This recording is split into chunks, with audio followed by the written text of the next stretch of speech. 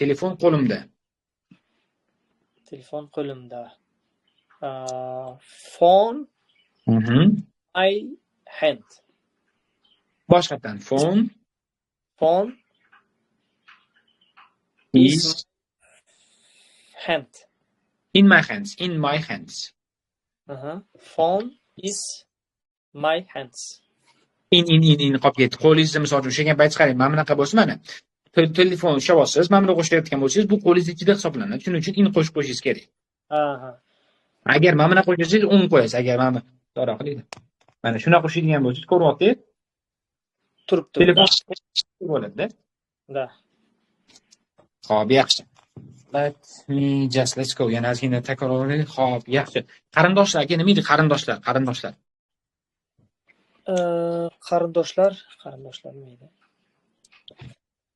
Relative, aka, relative. Talashib qo'yaylik-da shuni. Relative. Relative qarindoshlar. Endi aytib bering qani, qarindoshlarim let me just say, qaysi bir shahar qol. Namanganda deylik, qarindoshlarim Namanganda. My relatives. Relatives. Qarindoshlarim-a? Shu meni qarindoshlarim bo'ldi endi bu yog'ini. My relatives are in Namangan. Juda yaxshi. Xo'p, yaxshi. Chashka, let me just see.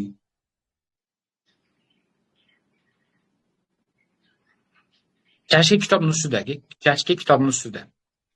Chashka nima?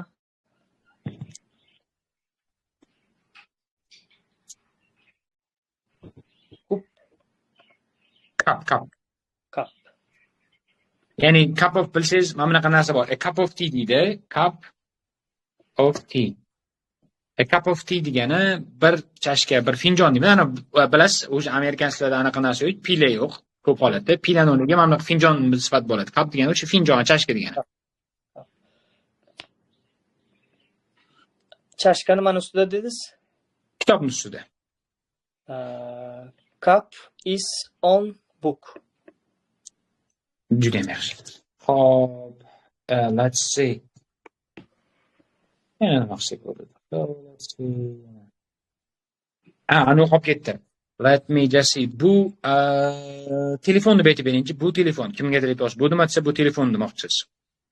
Bu telefon. It is phone.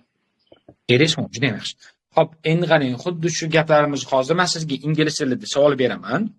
To be'ga tushadigan gaplar bilan javob berishingiz kerak bo'ladi. Tushunali? Juda ham oson hozir gapirgan gaplarimizdan so'rayman sizdan, siz javob berishingiz kerak bo'ladi. Tushunali? Hop, role play, sizlar o'zi role play qilamiz ekan. Hop, let me just see. Simple questionlar so'rayman. Birinchidan, where are you? Where are you? Where are you? Buni o'zbekchasini aytaymiz sizga. No, ingliz tilida gaplashamiz. Like, let's speak in English. Where are you? I am home. Okay, you are home. So, where is your car? My car is outside. Outside, damn good. Outside. So, where is your home? Where is your home? I mean, which state is your home in? My home is Brooklyn. In Brooklyn. In Brooklyn. So, where are your friends? Where are your friends? My friends now sleeping. No. Qayerdaligini ayting bo'ldi. Bizga hali speakingga anaqa grammatikaga nima zamonlarga endi kelamiz. Inshaalloh zamonlarni endi ko'ramiz. Qayerdaligi bo'lsa bo'ldi. Where are your friends? My friends now my friend is now your friend. qayerda For work. At work. At work, да. At work işte. At work.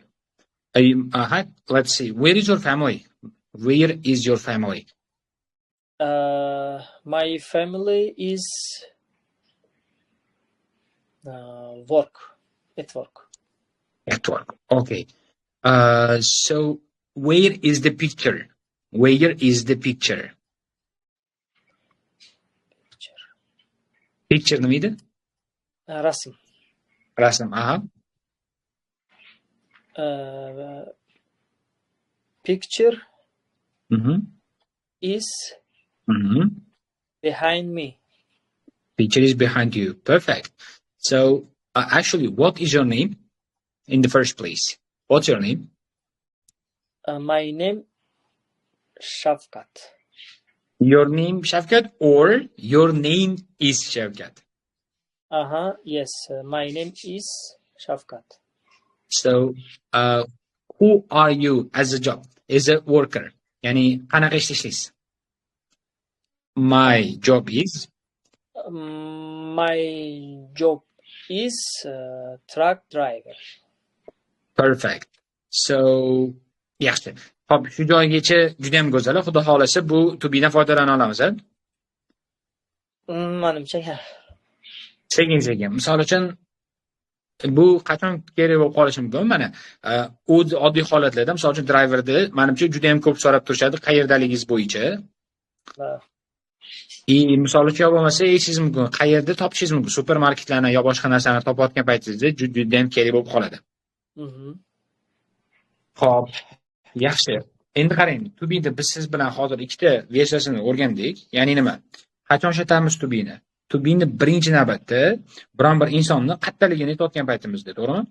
Toshkentdaman, oilam shu yerda, men shu yerda yoki bo'lmasam ko'la qattida so'rashingiz mumkin. Supermarketga borib ko'la qatta desa, ikkinchi qatorda deb aytishi mumkin. Yoki bo'lmasam kompyuter qatta desangiz, misol uchun supermarketda deyishi mumkin.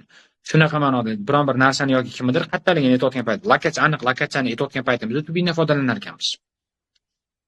Ikkinchisi kimni yoki nimani, kimligini yoki nimaligini aytayotgan paytimizda. Misol uchun o'zimni Abdurahmonligimni aytayotgan paytimda, o'qituvchiligimni aytayotgan paytimda. Misol uchun men o'qituvchiman, men Abdurahmonman, men uchuvchiman yoki bo'lmasam aytayotgan paytimizda ishlatar ekanman. Tushunarli? Struktura ishlatilishi. Men sizga bitta zo'r maslahat bergan bo'lardim. Ko'chada ko'rayotgan paytingizda it is struktura ko'rdik. Misol uchun it is phone dedik, it is AirPods dedik yoki bo'lmasam it is laptop dedik. Ko'chada ko'rayotgan narsalaringizga iloji boricha it is deb yursangiz, inshaalloh ko'p birinchidan o'sha bilmagan so'zingizni yangi so'z o'rganasiz. Ko'chada yurgan paytingizda misol uchun mashinani yoki parkovkani bilmasdan qolsangiz, shuni o'rganasiz. Menimcha bu narsa ko'chada yurgan paytingiz qiyin bo'lmasa kerak inshaalloh. Shunaqa qilib yursangiz juda ham foydasi ko'p tegadi. Misol uchun it is shunaqa deb yurasiz, bilsangiz bilmasangiz aytib turing. Bu struktura esingizda qolib ketish uchun. Misol uchun so'zni bilmadingizmi? Misol uchun nimani bilmadingiz?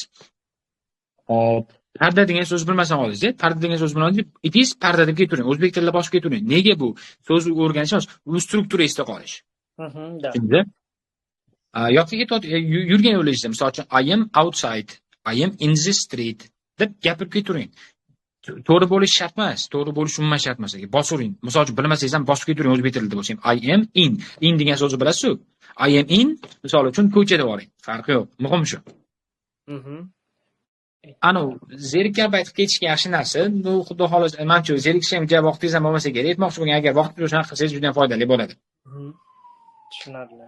Xo'p, endi tubini 3-chi narsasini aytaman. Sal qiyroq tomoni, lekin 3-chisini aytaman. Shu bilan qolmaydi. Shu 3ta narsasi. Lokatsiya, insonning kimligi 3-chisi. 3-chisi bu insonni yoki narsani sifatini aytayotgan paytimizda. Insonni yoki narsani sifatini aytayotgan paytimizda.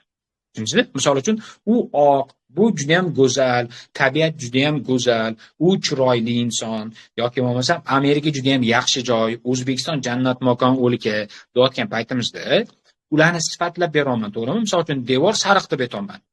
Devorni qandayligini aytaman, sariqligini aytaman yoki AirPods'ni kichkinaligini aytaman. Ya'ni biron bir narsani yoki insonni sifatini berayotgan paytimizda, qanaqaligini aytayotgan paytimizda tubidan foydalanar ekanmiz aka. Tushunarlimi? Misol uchun aytaman, u qiz chiroyli deb aytmoqchiman aka. Qarang, u qiz mana biron bir insonni qandaydir sifatini o'rtasiga kelishi kerak. Boya aytganimizdek, to be har doim o'rtaga keladi. Biron bir insonni sifatini aytayotgan paytimiz o'rtaga tushadi. Misol uchun keling, gap tuzib ko'ramiz. O'sha qiz, masalan, u ko'rgan qiz, u qiz chiroyli demoqchimiz. Qanaqa bo'ladi? Qiz chiroyli. Qiz bolaga nisbatan qaysi olmoshdan foydalanardik? She is. He is chiroyli degan so'zimiz beautiful bo'ladi yoki beautiful. Beautiful yoki beautiful talaffuz qilsangiz ham bo'ladi. He is beautiful. She is beautiful. Ya'ni boya aytganimizdek, qarang, biron bir shaxsni, mana she shaxsga kiradi bizda. Mana shaxsni belgilab qo'yaman. Biron bir shaxs mana bo'lecha qilib qo'yaman. Uni qandayligi, chiroyliligini, mana qandayligini aytayotgan paytimda, mana biron bir inson mana sheni qanaqaligini aytayotgan paytimda oraga tushar ekan to be. Tushundingiz? Hop, let's see, ko'ramiz. Ko'proq gapiramiz. Misol uchun, AirPods oq demoqchiman. AirPods oq demoqchiman. Qanaqa aytishim kerak bo'ladi? AirPods is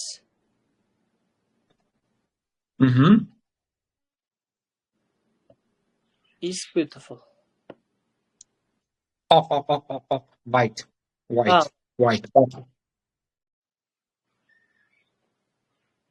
Tushunali? Oq. Da. Misol uchun, devor sariq deymiz aka. Devor sariq.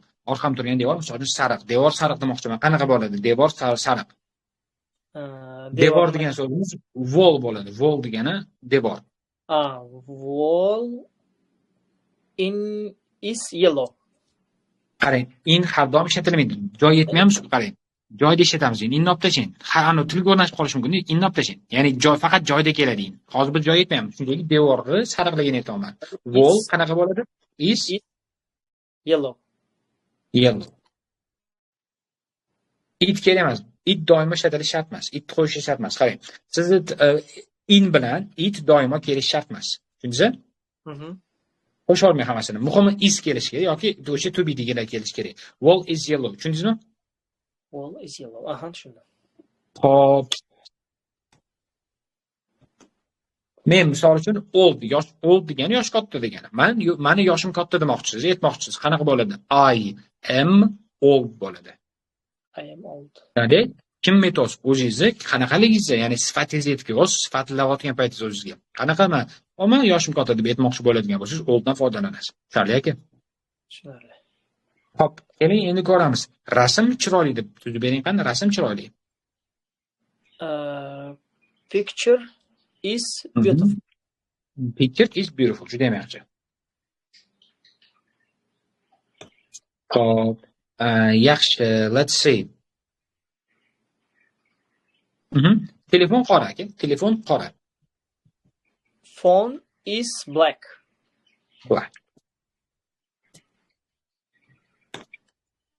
O'g'il bolaga nisbatan u qora deb aytingchi. Misol uchun o'g'il bolaga nisbatan u qora.